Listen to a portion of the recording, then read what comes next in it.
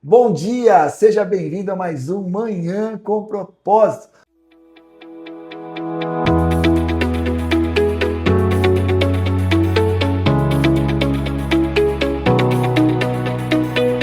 Nós que estamos na série Os 4 Níveis da Intimidade no Casamento. E no primeiro episódio nós falamos sobre o nível intelectual, ou seja, a base da intimidade no casamento é a comunicação, o diálogo, a fluidez no falar. E hoje nós vamos falar sobre emoções. Anote aí o segundo episódio, o tema do segundo episódio, intimidade emocional, o lugar onde o amor se torna seguro. Nós vivemos uma geração que, infelizmente, muitas pessoas estão doentes emocionalmente. Esse quadro ele se agrava quando essa pessoa não encontra um lugar seguro para poder falar acerca das suas emoções. E o nosso casamento precisa ser este lugar seguro. Por isso que o tema de hoje, desse segundo episódio, é intimidade emocional, o lugar onde o amor se torna seguro. Esse segundo nível de intimidade no casamento, ele fala da segurança do cônjuge falar para o outro acerca de qualquer assunto. Olha o que a Bíblia nos diz a respeito disso. Romanos capítulo 12, versículo 15 diz assim: Alegrai-vos com os que se alegram e chorai com os que choram. Muitos casais conversam, mas poucos de fato têm a capacidade e se permitem sentir juntos. Ou seja, compartilhar de fato os sentimentos. Falam sobre o dia a dia, falam sobre os problemas, tomam decisões, mas não compartilham as suas dores ou as suas alegrias, talvez por medo, por insegurança. E é sobre isso que nós vamos falar hoje. Nós precisamos encontrar no nosso casamento esse lugar seguro para falar tanto das coisas que estão nos entristecendo, talvez causando dores, como o próprio texto diz, e também falar das coisas que nos alegram, aquilo que está nos fazendo bem, compartilhar com segurança, sentir junto com o outro acerca das nossas emoções. Quando os sentimentos não são expressos, o coração se fecha.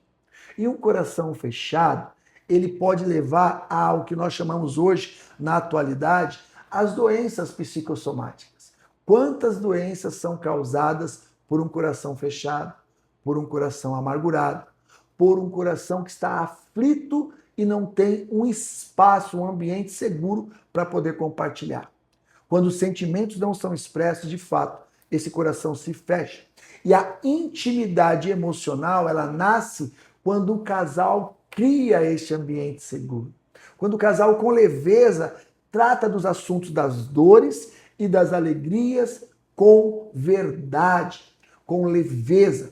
É muito importante nós encontrarmos no nosso casamento este ambiente.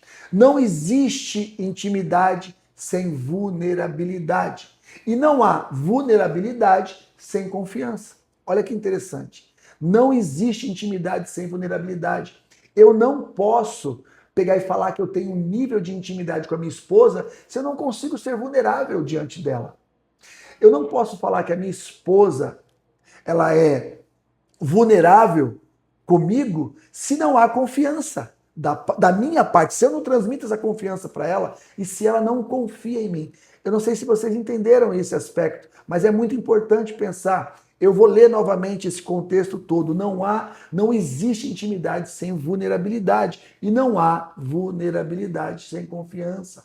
Ser vulnerável no casamento requer confiança de ambas as partes.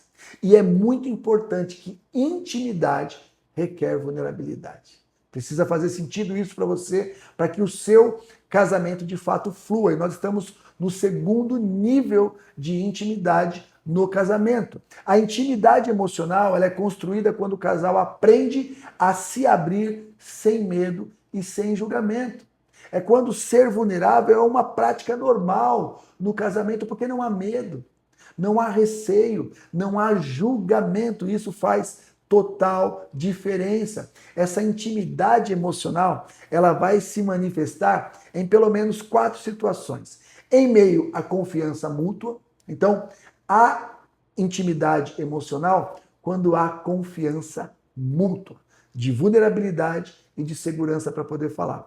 Quando há a escuta empática, e não é apenas se colocar no lugar do outro, é buscar sentir como o outro sente. Aí nós estamos falando de emoção, porque a empatia em si, ela é de fato se colocar no lugar do outro. Mas muitas vezes nós nos colocamos no lugar do outro com a razão. E tá tudo bem, tá tudo certo. Mas o nível que nós estamos falando hoje é emoção, é buscar sentir como o outro sente. A Bíblia vai nos dizer que é melhor estar num velório do que numa festa. Por quê? Porque naquele ambiente nós somos levados a reflexões profundas acerca do que estamos fazendo com a nossa vida, com os nossos dias, com a oportunidade que Deus nos deu naquele momento. É muito importante que nós venhamos pensar que a escuta empática, ela vai muito além desse lado racional. Ela trata de se colocar, de sentir como o outro está sentindo. A inteligência emocional, ela fala muito dessa questão da empatia. Nós precisamos trabalhar isso em nós, para que nós possamos, de fato, estar mais abertos ao próximo, para que ele tenha confiança em cada um de nós. Porém, é importante pensarmos que a intimidade emocional, ela requer essa escuta empática. A intimidade emocional também requer, ela vai se manifestar por meio de uma validação dos sentimentos. É quando eu consigo expressar o que eu estou sentindo. E quando o meu cônjuge valida aquilo, entende aquilo.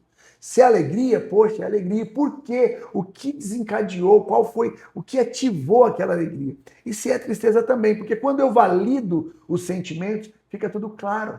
Então, nessa validação se manifesta a intimidade emocional. E por fim, o acolhimento nas fragilidades. É quando não há julgamento e sim acolhimento.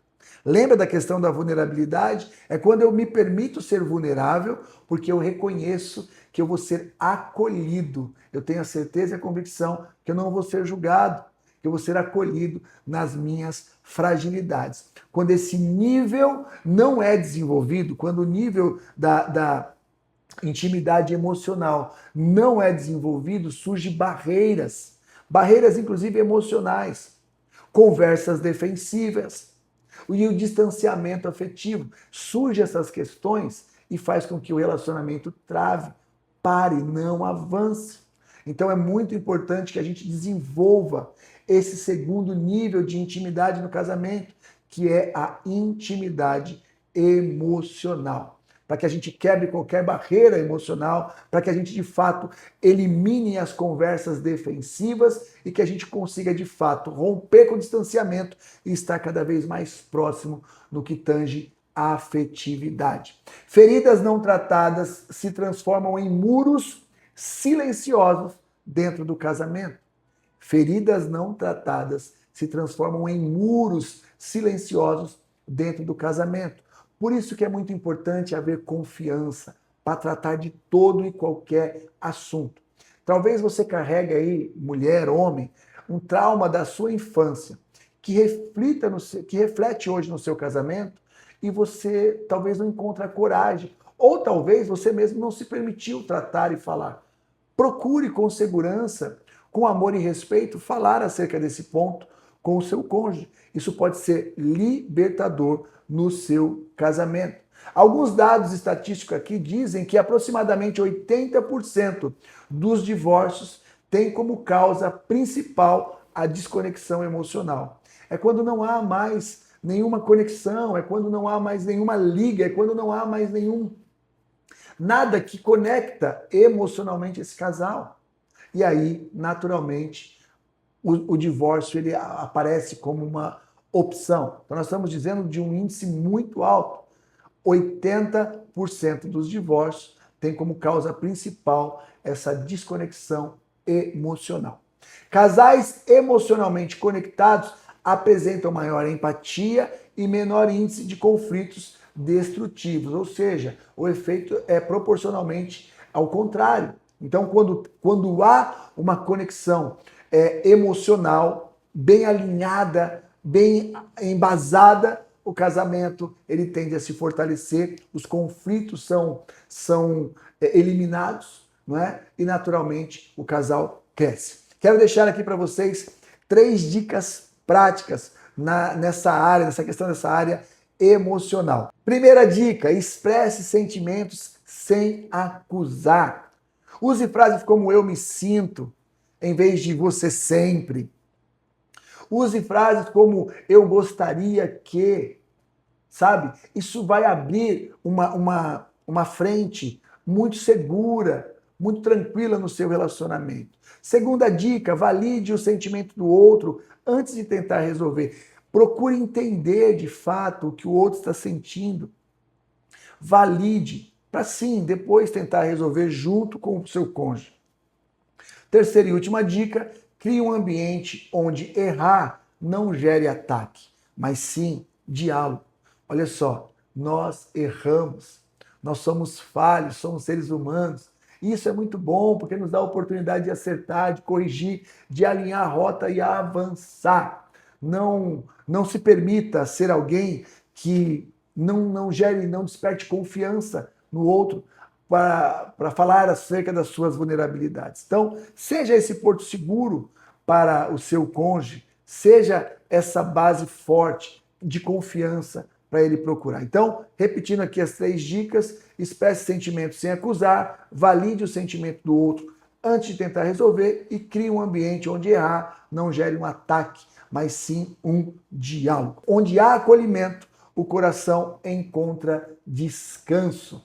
Onde há acolhimento, o coração encontra descanso. A intimidade emocional transforma o casamento num lugar seguro.